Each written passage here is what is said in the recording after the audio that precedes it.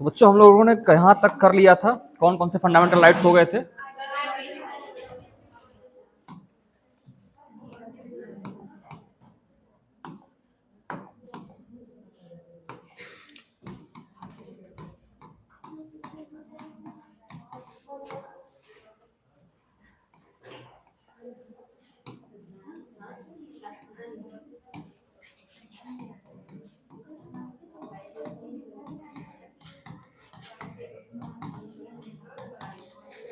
Article 23, 24 कर लिया था कल, है ना? ठीक है, आज हम पढ़ेंगे 25 से आगे, 25 से लेके 28 तक। क्या है? धार्मिक स्वतंत्रता का अधिकार, है ना? Article 25 to 28, right to freedom of religions, धार्मिक स्वतंत्रता का अधिकार। अब यह मुद्दा बड़ा ही चर्चाओं में रहता है कि कितनी स्वतंत्रता, क्या आपको एब्सोल्यूट फ्रीडम है कि कुछ रिस्ट्रिक्शंस भी हैं, और धार्मिक स्वतंत्रता के अधिकार में और क्या क्या आता है।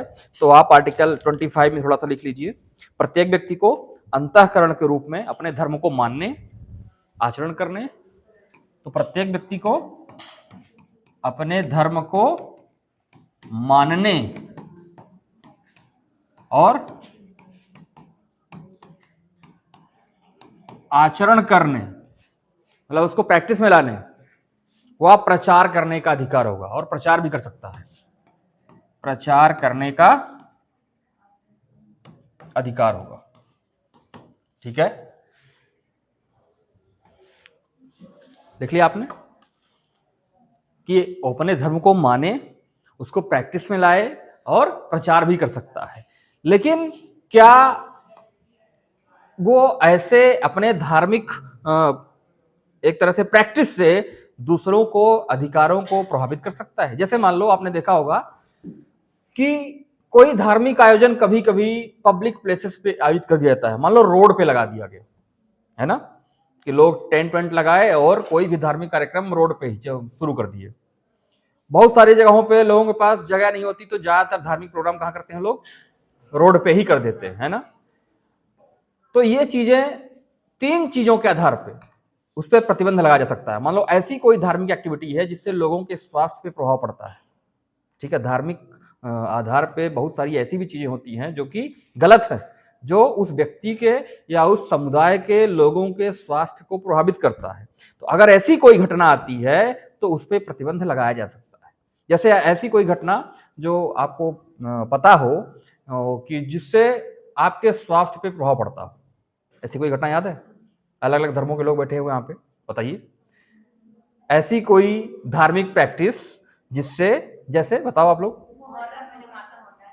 हाँ, तो अगर उससे भी मान लो उसके स्वास्थ्य पे बुरा असर पड़ता है, ठीक है, कि अपने को मारते हैं बहुत सारा, है ना, तो उस पर रोक लगाई जा सकती है। और कोई ऐसी कोई धार्मिक एक्टिविटी जिससे स्वास्थ्य पे बुरा प्रभाव पड़ता है, तो उस पर सरकार रोक लगा सकती है। दूसरा, आपने ऐसा देखा कि लोक व्यवस्था, पब्लिक ऑर्डर अगर प्रभावित होता है कि चौराहों पे, रोड पे, मतलब रोड पे ही लोग मान लो नमाज पढ़ने लगे, ट्रैफिक जाम हो गया, रोड पे ही कोई धार्मिक आयोजन करने लगे, चलो यहीं भंडारा चल रहा है हनुमान जी का, ठीक है, तो ट्रैफिक जाम होने लगा। तो ये सारी चीजें जिससे पब्लिक को समस्याएं होंगी तो उस पर रोक लगाई जा सकती है, ठीक है। और तीसरा मामला है सदाचार। तो आपने क्या क्या लिखा? तीन चीजों पर लिखो, इसमें प्रतिबंध है, प्रतिबंध ऐसे लिख लो, प्रतिबंध कौन से तीन चीजों के आधार पर? नंबर 1 स्वास्थ्य, है ना, नंबर 2 लोक व्यवस्था, पब्लिक ऑर्डर, और नंबर 3 सदाचार। सदाचार मतलब कोई ऐसा आचरण जो गलत हो, ठीक है, लेकिन धार्मिक आधार पर चल रहा हो, तो वो क्या होता है? उसको आप रोक सकते हो, है ना, उसको आप क्या कर सकते हो? रोक सकते हो। जैसे कहा जाता है कि कुछ धर्मों में एक से ज्यादा शादी करने का अधिकार है, 4 शादियां करने का, 5 शादियां करने का, है ना, लेकिन ये क्या है? सदाचार के विरुद्ध है, तो इसको रोका जा सकता है, ठीक है। और बहुत सारी चीजें हैं जो आप धीरे धीरे समय के अनुसार आप देखोगे कि वो चीजें गलत, ठीक है, और जिसको सुप्रीम कोर्ट या कोर्ट, सरकार कानून बना के रोक सकती है कि आपके रिलीजियस राइट्स से ऊपर भी आपके बाकी फंडामेंटल राइट्स, ठीक है। तो आपको ये ध्यान रखना। अब आगे लिखिए आर्टिकल 26, ये तो 25 का बात है ना, 26 में लिखो धार्मिक गतिविधियों के प्रबंधन का अधिकार। धार्मिक गतिविधियों के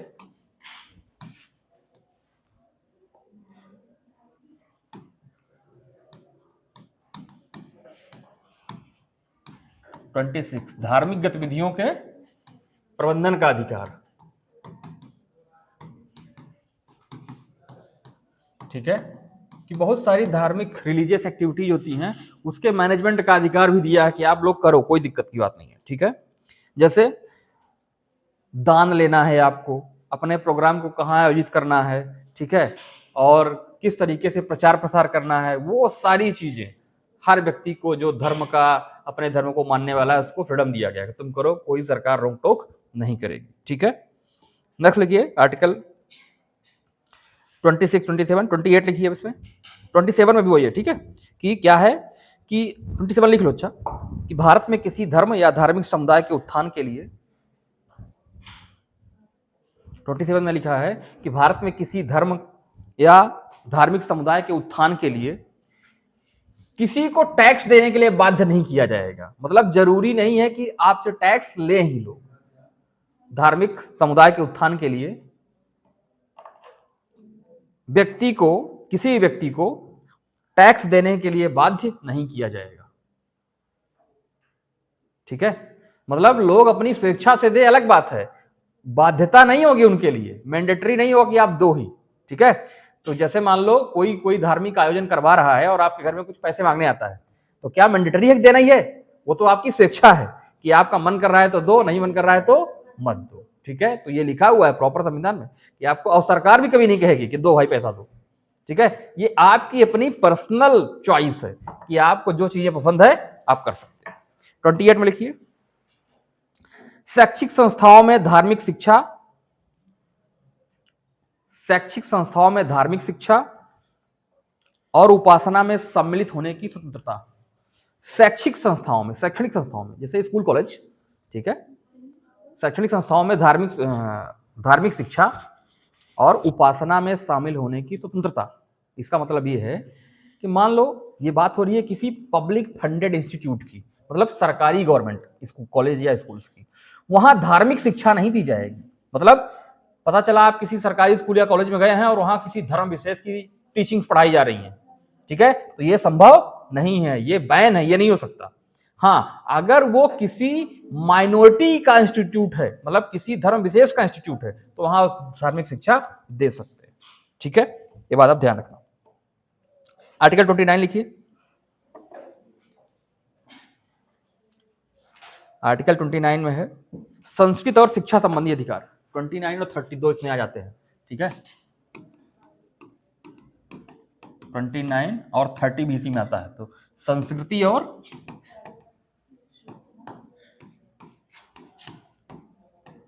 शिक्षा संबंधी अधिकार।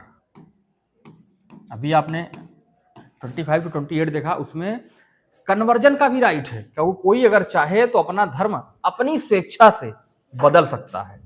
लेकिन आपने देखा होगा कि बहुत सारे जगहों पे बहुत सारी ऐसी संस्थाएं हैं जो लोगों को लोभ दिखा के, डर दिखा के और बहुत सारे लालच देके उनका धर्म कन्वर्ट कर देती है ना।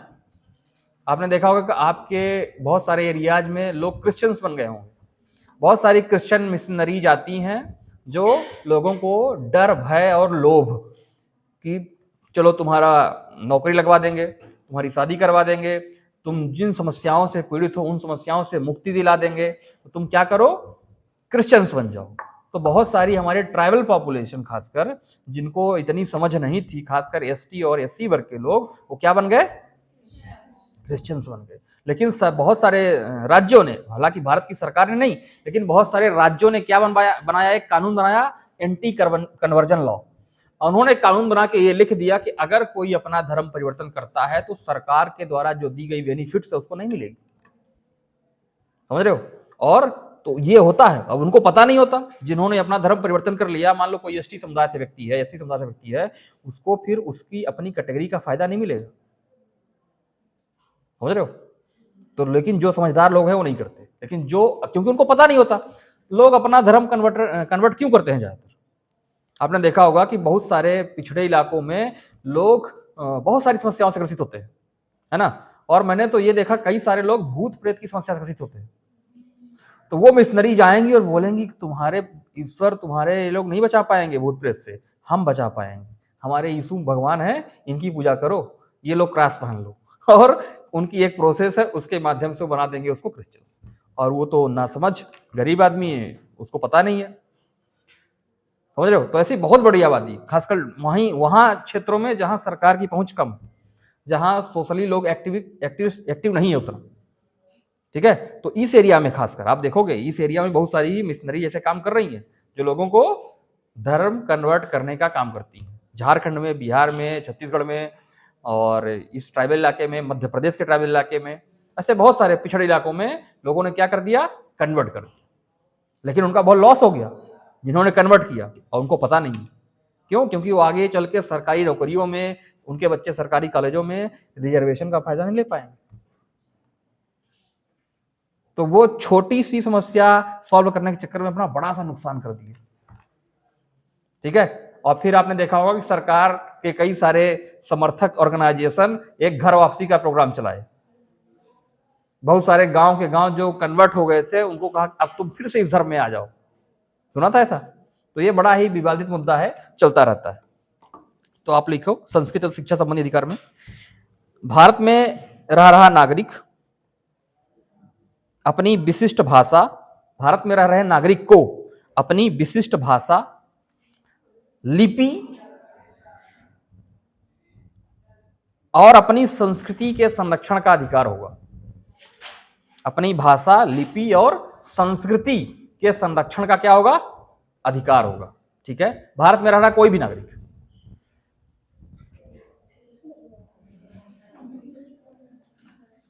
ठीक है।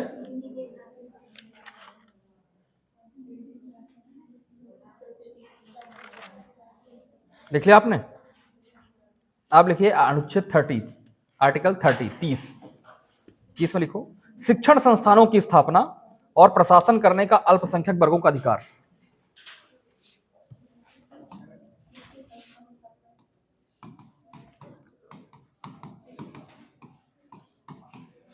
शिक्षण संस्थानों की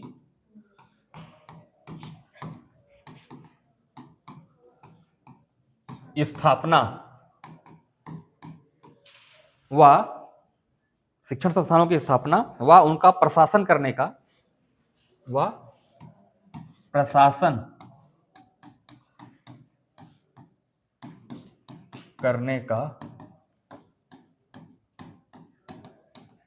अल्पसंख्यक वर्गों का अधिकार। अच्छा, भारत में अल्पसंख्यक कौन है बताइए? Who is the minorities in India? कौन है भारत में अल्पसंख्यक? और जैन्स, ऐसे 6 धर्मों के लोग, ठीक है, भारत में अल्पसंख्यक कैटेगरी में आते हैं। कौन कौन से? हिंदूज को छोड़ के बाकी सब लोग, ठीक है, जैसे मुस्लिम्स, क्रिश्चियंस, जैन, बौद्ध, सिख और पारसी, ठीक है। हाँ, वही क्रिश्चियंस है बेटा, ठीक है। ये सारे लोग केस में आते हैं माइनॉरिटीज में। अब ये भी, इसको भी बहुत सारे लोगों ने चैलेंज किया है सुप्रीम कोर्ट में, क्योंकि आप देखोगे कि जो आबादी है पूरे देश में वो तो हिंदूज की नो डाउट ज्यादा है, लेकिन जब राज्यवार आंकड़े आप देखोगे स्टेट वाइज, तो कई राज्यों में हिंदू भी किसमें है, माइनॉरिटी में है। तो कहते हैं कि हम यहाँ माइनॉरिटी में है तो हम मेजोरिटी में कैसे हो गए भाई, हमको वो फायदा नहीं मिलता जो बाकी लोगों को मिल रहा है। जैसे जम्मू कश्मीर में, नॉर्थ ईस्ट के ज्यादातर राज्यों में, नागालैंड, मिजोरम, त्रिपुरा, अरुणाचल प्रदेश, यहाँ क्रिश्चियन आबादी, ईसाई आबादी ज्यादा है, समझ रहे हो। लक्षद्वीप है हमारा, 99% मुस्लिम आबादी है, 99%, लेकिन वहां रहने वाले हिंदूज कहा जाएंगे क्या, मेजोरिटी कहलाएंगे, और उनको माइनॉरिटी का फायदा नहीं मिलेगा। तो ये मामला सुप्रीम कोर्ट में चल रहा है, ठीक है। क्योंकि स्टेट पूरे नेशन वाइज आप देखते हो तो 80 करोड़ आबादी दिखती है हिंदुओं की जो सबसे ज्यादा है, लगभग 20 करोड़ आबादी, मुसलमान है दूसरे नंबर पे, ठीक है।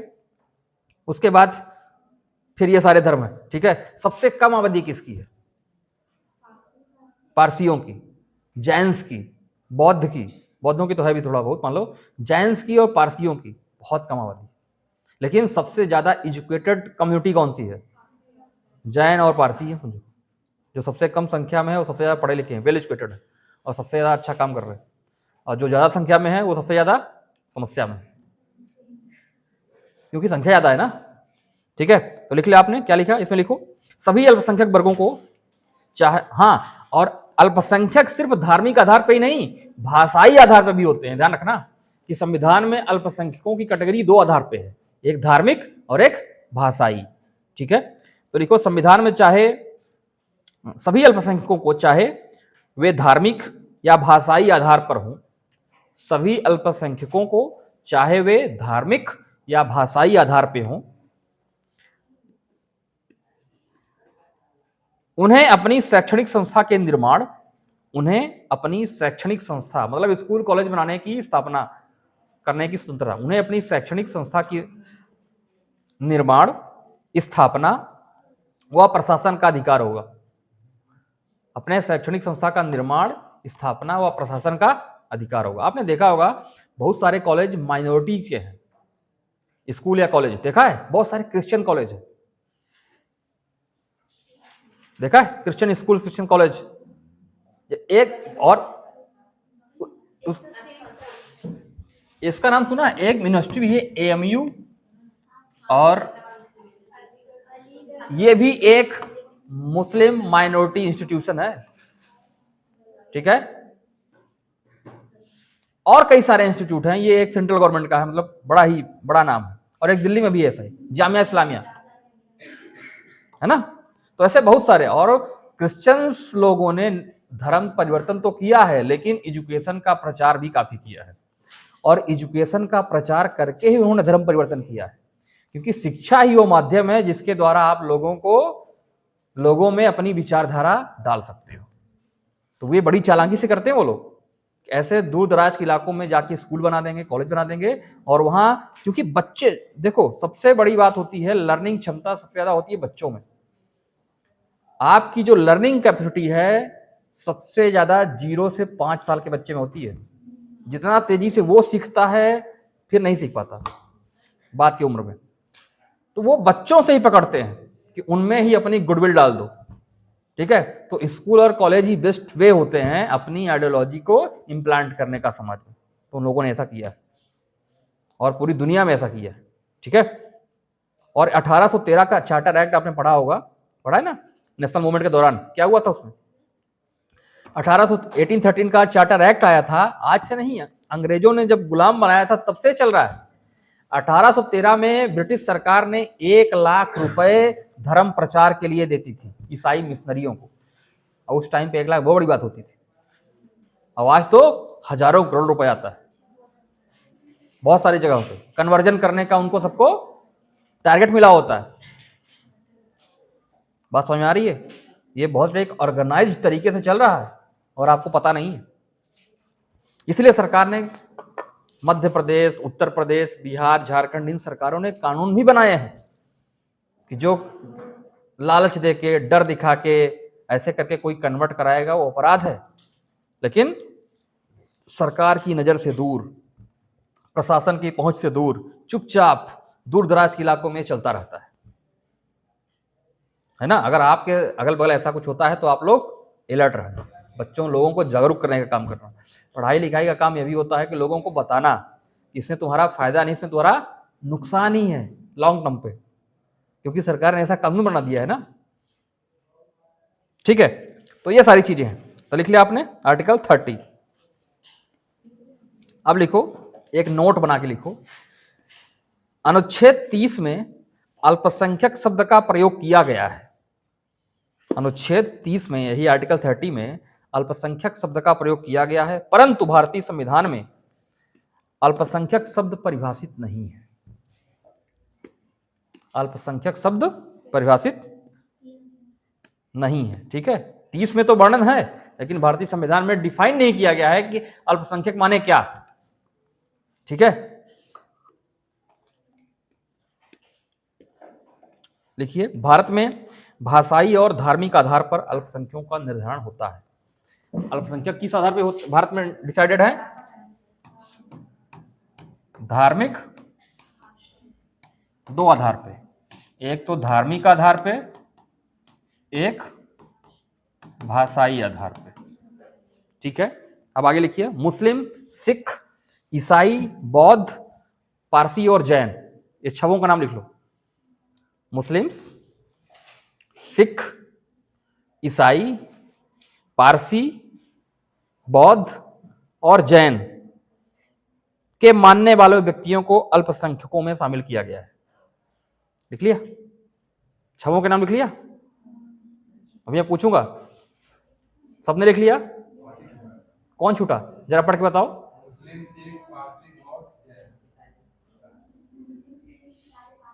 लिख लिया सबने?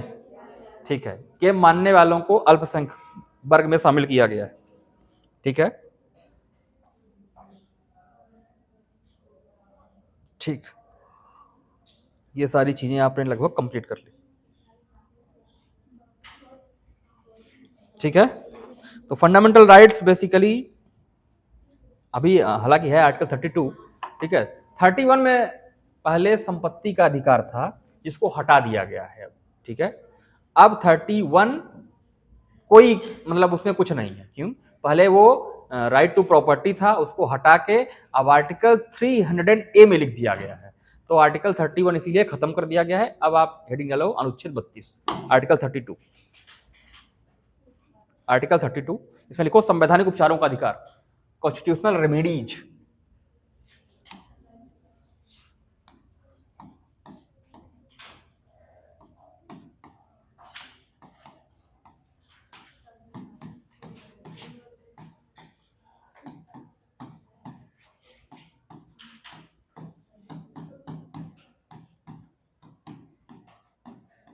उपचार की जरूरत कब पड़ती है? आपको उपचार कब चाहिए होता है? जब आपको कुछ लॉस होता है, कहीं चोट वोट लग जाती है ना, तब आपको उपचार चाहिए होता है। तो ये जो आर्टिकल 32 है, अगर आपके एक से जितने आपने पढ़ा 12 से लेके 30 तक में किसी भी मूल अधिकार का उल्लंघन होता है, तो ये उसको प्रोटेक्ट करने का काम करता है। कि अगर किसी भी मूल अधिकार का, जैसे आर्टिकल 14, 15, 16, 17, 18, 19 जितने भी है ना, जैसे मैं पूछूं 18 में क्या है बेटा? 18 में कौन सा फंडामेंटल राइट है आपका? हाँ बोलो, आप पढ़ा ना अभी 2 दिन पहले, बताओ 18 में क्या है? यस। 17 में क्या है? आर्टिकल 17 बोलो बोलो। छुआछूत, अगर मान लो कोई आपके साथ छुआछूत प्रैक्टिस करता है तो आप सुप्रीम कोर्ट जा सकते हो। आर्टिकल 19 में क्या है? राइट टू फ्रीडम ऑफ, बहुत सारे उसमें है, freedom of free speech, freedom of movement, freedom of बहुत सारी चीजें। ठीक है, ट्रेड का, बिजनेस का, रह जाने का, बस जाने का, सबकी।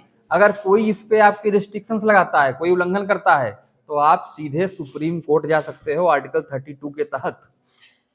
तो आपको एक बार पता होना चाहिए कि आपने जो पढ़ा ना, जैसे आर्टिकल 15 में क्या है?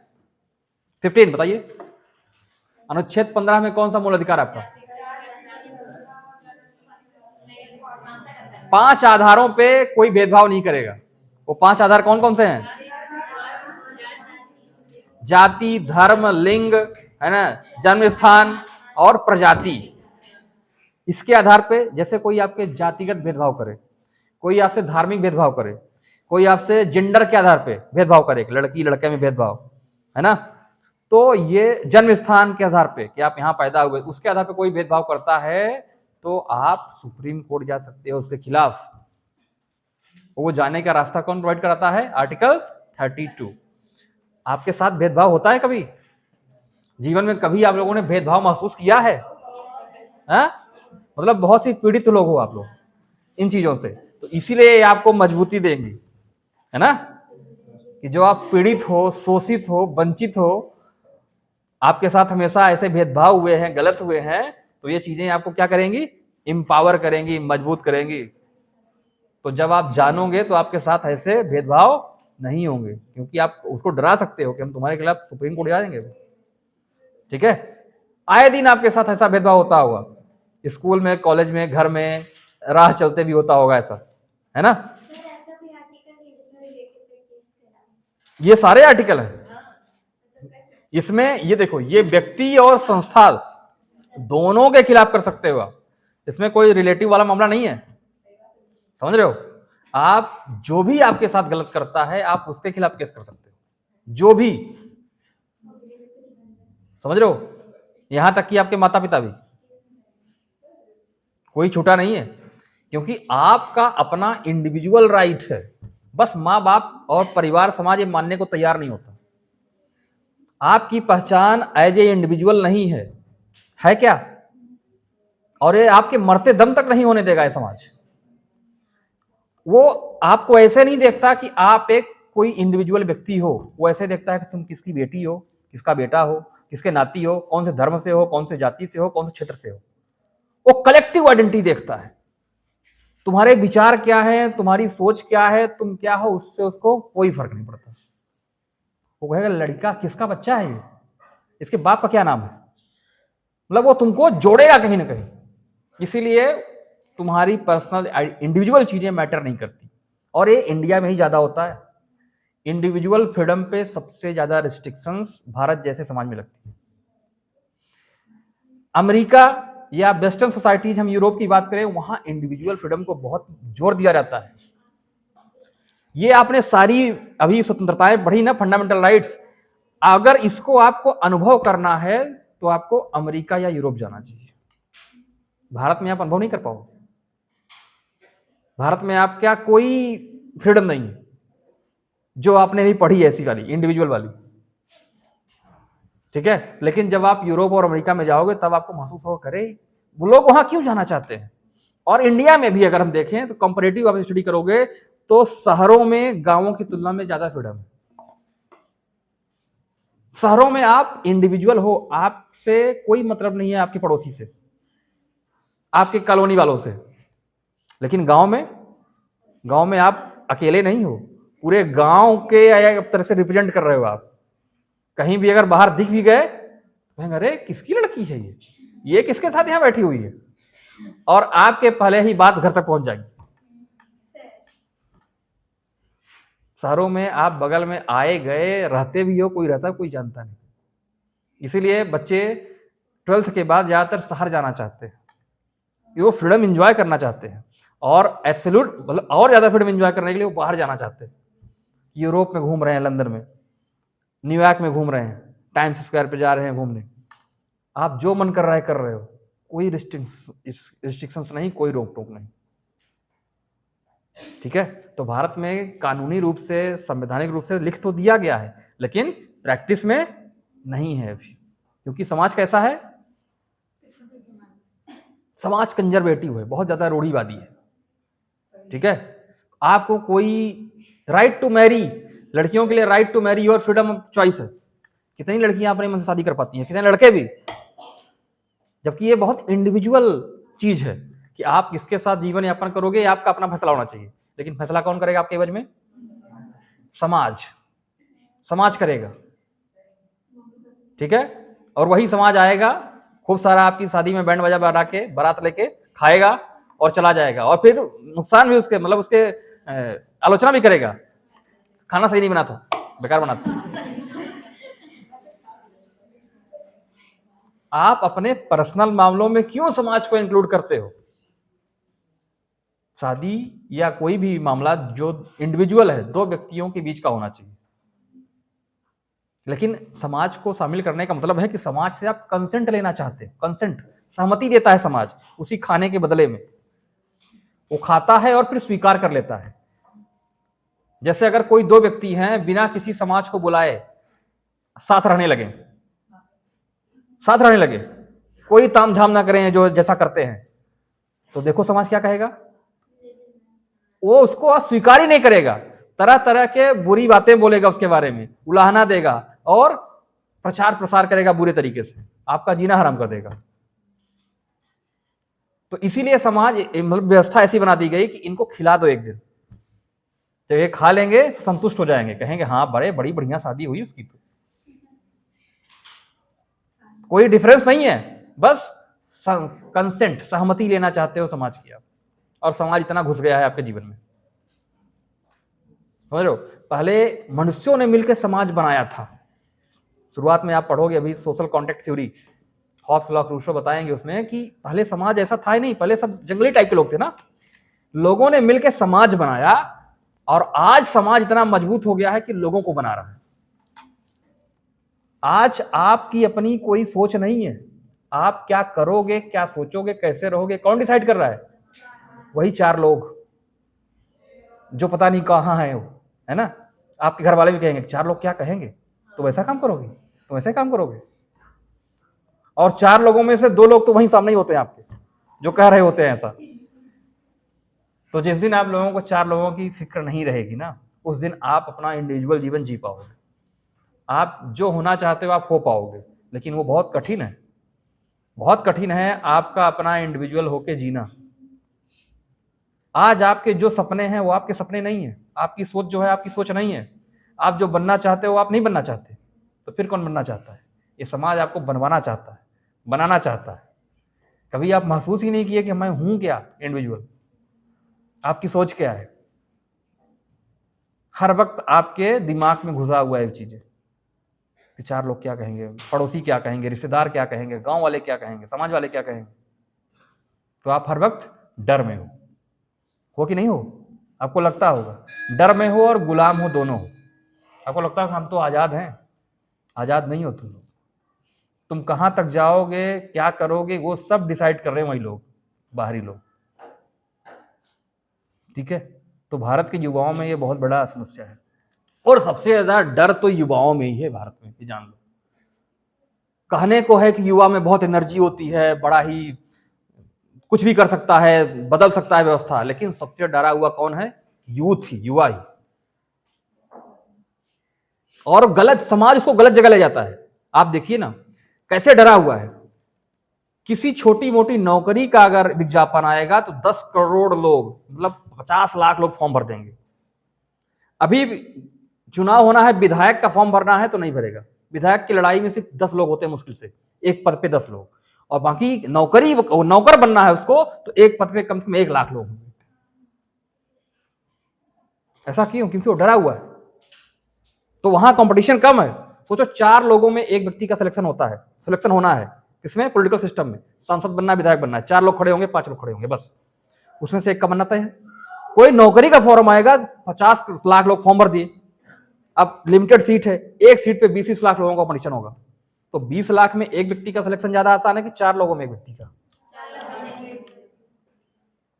लेकिन डरा हुआ आदमी समाज के डर से, घर के डर से, परिवार के डर से वही करेगा जो उसको करवाया जा रहा है, नौकर बनाया जा रहा है, ठीक है। तो आप लोगों को समझ के डरना नहीं है, घबराना नहीं है, अपना खुद के इंडिविजुअल डिसीजन लेना है। जो बनना चाहते हो, जो करना चाहते हो वही करना है। घर वालों की, बहुत सारे बच्चे तो माँ बाप की आकांक्षाएं ढो रहे होते हैं कि जो अपने जीवन में माँ बाप नहीं कर पाए वो कहते हैं कि मेरा बच्चा करेगा। अरे क्यों करेगा बच्चा? क्योंकि वो उनका बच्चा है। अरे उसका कुछ और मन होगा करने का, उसकी इंडिविजुअल चॉइस नहीं है क्या? और बच्चे को भी ऐसा पढ़ा देंगे कि माँ बाप की आज्ञा मानना, माँ बाप के सपनों को पूरा करना तुम्हारा परम कर्तव्य है, अगर तुम ये नहीं करे तो तुमने पाप कर दिया, तुम्हारा जीवन व्यर्थ है। ये सोच है उसके अंदर डाल देंगे। वो बेचारा बोझ ढो रहा है किसी बूढ़े का, दूसरे का, जीवन भर वो खुद कुछ नहीं कर पाया, और फिर वही अपने बच्चे से करवाएगा कि बच्चा मैं जो नहीं कर पाया वो तुम करना, और पीढ़ी दर पीढ़ी यही चलता रहे। तो गुलामों की एक फौज तैयार हो गई है, गुलामों की एक पीढ़ियां तैयार हो गई है, और सब एक दूसरे के गुलाम है, और चल रहा है। ठीक है, तो चलो आज के लिए इतना बहुत है। आर्टिकल 32 पढ़ के आना, बहुत इंपॉर्टेंट है।